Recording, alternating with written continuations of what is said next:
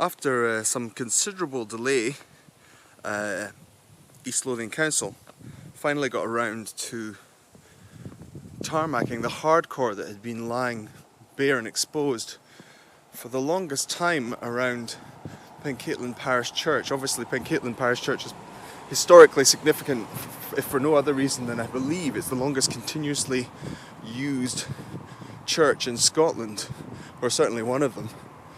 And they've done a reasonably good job. It's such a difference after being exposed, the hardcore being exposed for so long and presenting a bit of a danger to the elderly parishioners. But here's the problem.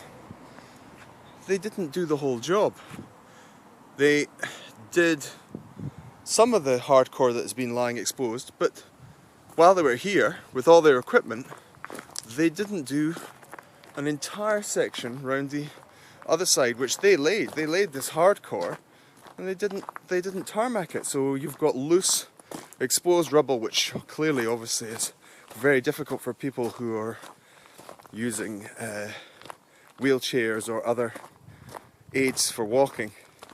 And it makes no sense at all why they would finally get around to doing the main paths, but, you know, as is their task, as there's their responsibility, as I understand it, to look after the grounds of churches, they wouldn't complete it. So you've got this finally completed, quite attractive looking tarmacking, which makes it accessible all the way to the car park over round here.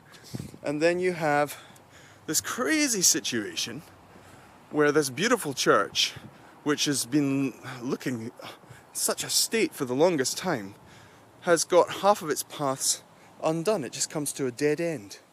And it looks awful.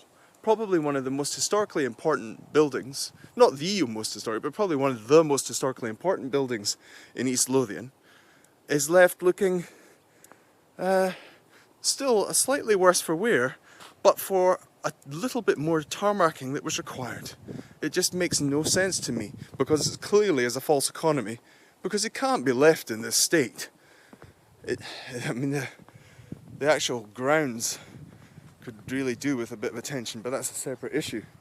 The grass has been left to get quite out of hand, the weeds around the tombstones. It doesn't create a very good impression for tourists or users of the church itself. So 10 out of 10 for what they have done, but I have to say, I can't understand the logic here. It's a false economy to think that they're saving money somehow by not doing the bits that they actually had already prepared to do. Makes no sense whatsoever.